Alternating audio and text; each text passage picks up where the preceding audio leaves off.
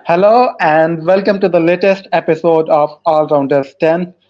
Today we are truly privileged and humbled to have got the presence of wonderful writer, wonderful podcaster, Estelle Vasudevan, all the way from Sri Lanka.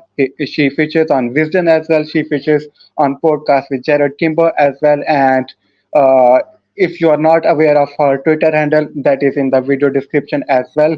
So the agenda for today is to touch down on the Sri Lanka World Cup journey so far and a bit of touchdown on Sri Lanka women's cricket as well. So we have pretty much jam-packed agenda.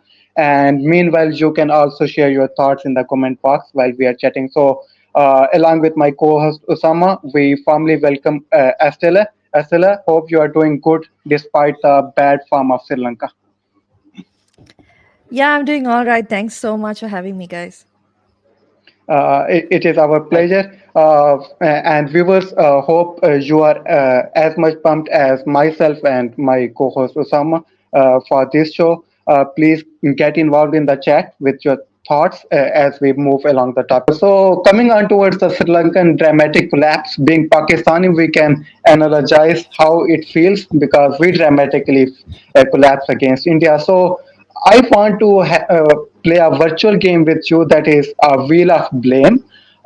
Like if we have 3 to 4 parameters, which parameter would have highest share of blame, and then second, and then third. So coming on towards batting collapse, was it only down to the technical uh, ineptitude of Sri Lankan batters? How much would you give credit to Australian bowlers, especially Adam Zampa, varying his bowling angles, bowling more flippers with low arm trajectory? And how much share would go down to the mental ineptitude of Sri Lankans to cope with the conditions? The biggest kind of blame would be laid on the mental side of things. I think it's important to read the game and what's happening. I mean, Sri Lanka won 25 for no loss in 21 or Yeah, 22 overs, and then they lost four quick wickets. Um, yeah, but they were 177 or 180 for four, right? Even at that point, you're still you should be thinking your last six wickets are going to give you at least 100 runs, but that didn't happen. And I think the biggest area there is that the inability to kind of cope with what is happening and kind of take that mindset where you're going to grind out and get a few extra yeah, runs. I'll give you an example. Um, when Sri Lanka were 8 wickets down and Charit Asalanka was on one end, um, Australia immediately brought Mitchell Stark into the attack. And Mitchell Stark is like he's the guy who is probably in world cricket the deadliest bowler to face for the tail, right? And what does Charita Asalanka do? The first ball of Stark's over, he takes a single and gives I think it was Lahiru Kumara the strike, right? To me that's not a technical, like that's not a physical technical issue, right? That is clearly a problem with you reading the game. Why would you risk having giving your tail ender to face one of the yeah, deadliest bowlers in white ball cricket to the tail? So I think the biggest a portion of blame should go to that side of things. I think yeah, secondly it would have to be technical deficiencies in the sense that, you know again, reading the game and playing shots that are appropriate to the conditions. uh, don't want to single anyone out, but if you take, for example, Dhananjay De Silva's dismissal right after the break, he yeah, got caught playing neither back nor forward, tried to drive off on the up kind of, and was yeah, nicked onto his stumps. So that would be second to blame. And thirdly, I would say Australia. I mean, they did bowl well. It's not that they didn't yeah, bowl well. But if you look at Sri Lanka's, like, the trending aspects in Sri Lanka's batting over the last month or so, they've collapsed against every bowling attack they've faced. So it's difficult to say that it was solely Australia. Definitely they bowled yeah, well. Like you mentioned, Zampa was good. He seemed to find some rhythm finally. He had been yeah, struggling right throughout. So I'm sure a lot of teams are not very happy with Sri Lanka because we've kind of that's how I would see the three blame. You know, you talked about getting Adam Zampa back into the form. But when I look at Sri Lanka, I see Maheesh, and he's a very amazing spinner. And uh, Dilshan Madushanka, he took some quick wickets in yesterday's chase, and it could have been really great for Sri Lanka if Mahesh Theekshana was in form and he was taking those wickets. So what? How can Sri Lanka mend this situation? How can they somehow get him back in the form? About Theekshana, like we can talk about his form, but I think it ultimately comes down to the fact that his role in the team, if you look at maybe the last 2 years where Hasaranga have really come to the fore, it's been more about restricting the runs than actually taking wickets. Like he's been the support bowler in that team where he bowls in the power play, he bowls in the death. He's kind of that guy who doesn't give away runs and then like gives that support to the bowler on the other end. Like guys like Hasaranga, I Yeah. think, have benefited hugely by the way he is bowled. Here, what's happened is suddenly he finds himself as like the only wicket taking option in the side. And I think that he's found it difficult to adjust to that role because Yeah. like Sri Lanka without basically like we don't talk about experience. uh, Theekshana is only 23, but he's the most experienced bowler in that lineup, right? Like Yeah. there are two frontline fast bowlers who played like their first choice two fast bowlers, Madushanka and Patirana. Neither one of them has played 10 ODIs. So like Yeah. ultimately that entire responsibility is falling on Theekshana where he has to keep the runs down and he has to also take wickets. And I think he's really struggled with that role that, having to do both. His form has been a concern. I don't think he's 100% fit as well. He's coming Hmm. in after a hamstring injury that he suffered in the Asia Cup. So few different things, but like, I mean, technique wise, I don't know what he can do differently because again, the pitches are also not very assistive to spinners, not conducive to Yeah. good bowling sides, and those are the type of conditions Sri Lanka are used to playing in is where there is assistance to the bowlers. So when there isn't, they're really struggling in this. How do we restrict the runs as well as pick up some wickets? Pretty nice assessment. Let's switch the mood. I think Sri Lankan fans are pretty much in change of mood. So one of the highlight, not for Sri Lanka only, one of the highlight of the tournament has been the rising sensation that is Dilshan Madushanka. I was watching the match, and just before his wickets, broadcast just rewinded the magic moments, and Yeah. those were the wickets of Chaminda Vaas, clean bowling Brian Zara, and other West Indies batter. I am forgetting his name. So the moment they came back to the live broadcast, Dilshan Madushanka bowled their supreme double wicket maiden over. So, how do you see his evolution in like 23 years old being the spearhead? Uh, I know it is unfair on him, but how do you see his evolution? And were you that much excited before the tournament that he could be your spearhead? So, yeah, your overall assessment of his evolution in the World Cup so far? Yeah, actually, like it's funny, Chaminda Vaas is who spotted him and got him into the under 19 setup. Yeah. So obviously there is an influence there from, you have to say, probably, Sri Lanka's greatest left arm quick. Uh, Possibly after Lasith Malinga, the greatest fast bowler produced by Sri Lanka. Mm, There's definitely an influence on Madhushanka. I think ahead of the tournament, everyone was a bit nervous because he's had his injury issues. Like he missed last year's T20 World Cup with yeah. injury. He didn't play the Asia Cup because of injury.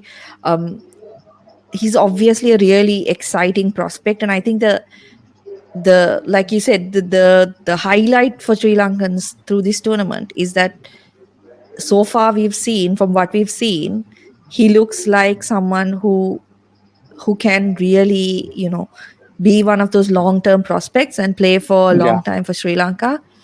Fitness is definitely going to be like the main concern, I think, because if you look at, I mean, I'm sure you guys know, you feel the same, right? You've lost possibly one of your best fast bowlers to injury yeah, as well.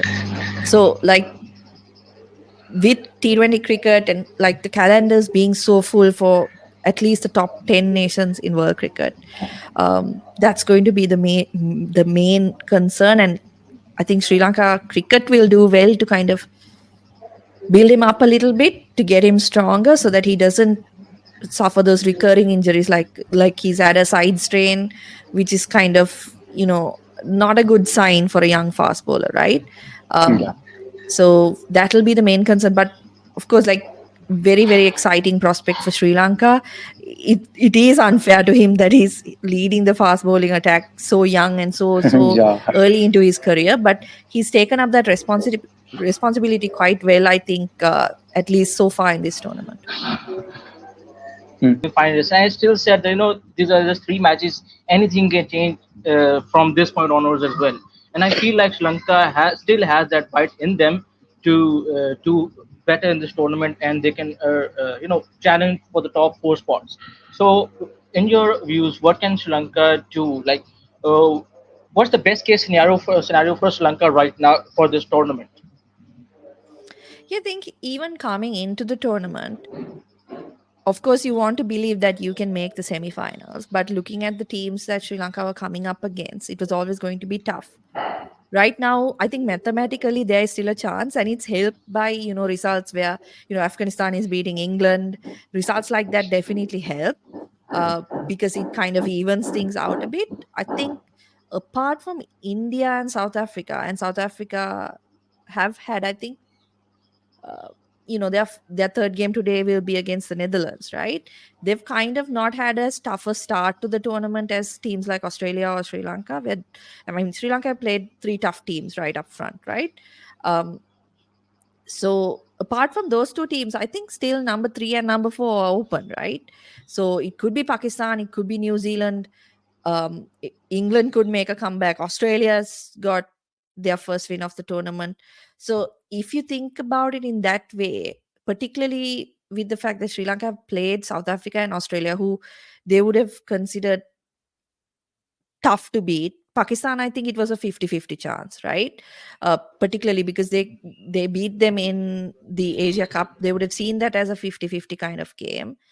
They have the Netherlands, Bangladesh, Afghanistan to come, and not to kind of uh, underestimate them. But again, those are games where Sri Lanka would feel they have a better chance, right? With those games to come, you can't say it's impossible. It is very possible, but I feel like they'll have to pull one over, at least like an England or maybe a New Zealand, if they want to have any chance of making it through. But like I said, those other results are definitely going to make the tournament interesting. If a couple of upsets happen in the next few games, I think it'll be really interesting going into the final couple of weeks. And one subtopic to that would be you have talked about the best case scenario, but for that case scenario to happen, how would you recommend the changes in the lineup, if any? I have random thought that DDS is a solid and good batter and pro batter as well. He might be promoted up top the order. Yes, I know Sadira has been performing really good. So I am going along the lines of what is the best possible combination for Sri Lanka in bowling lineup. Kasum Rajita, they might get one dimensional of having two left-handers, but how do you see their best possible XI moving forward?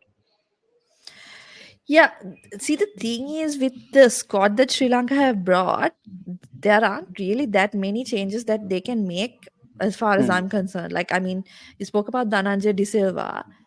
It's tough to bring him up the order because now the top five basically have got runs, right?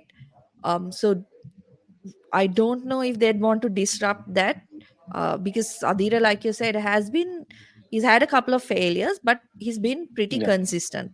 Kusal Mendes Hmm. obviously is not going to be moved from 3. Neither are Pathum Nisanka or Kusal Janit at the top of the order. And then Charit Asalanka, number 5, has also been good. So, like, it's tough to see him going up the order. At the same time, number 6 is I think this tournament, these first 3 games have confirmed that he's not a number 6 batter, not particularly not in these tracks, right? So it's Yeah. tough there to make those combinations because we don't have a spare batter in the squad. Hmm. We do have a spare batter, Dimut Karnaratna, who is definitely not going to come in and bat number 6, right? He's an opener. Hmm. So that, I feel like yesterday's lineup is probably the best they can do. Maybe you All bring in right. Kasun Rajitha for Lahiru Kumara, but when you bring Rajitha in, the danger there is that he's a really good new ball bowler, but in the middle overs and death overs you're going to have a problem then, because he's Yeah. definitely not a death over bowler. So a lot of issues there. I think yesterday's 11 is probably the best they can do. Like, I All would hope that Lahiru Kumara can get things right if he plays against the Netherlands, because I mean, we can sit out here and criticize bowlers and batters, and but it's a lot harder to do, particularly when you're coming off a break like Kumara is, right? He hasn't played any regular cricket in the recent past. So I think they should go with the same 11 for the game against the Netherlands. Hopefully yeah. it's a good game for Sri Lanka. It's not going to be easy, but hopefully it's a good game, and then that would give a lot of those players a bit of confidence going into the rest of the tournament. All right. So I think it is just Rest of the tournament.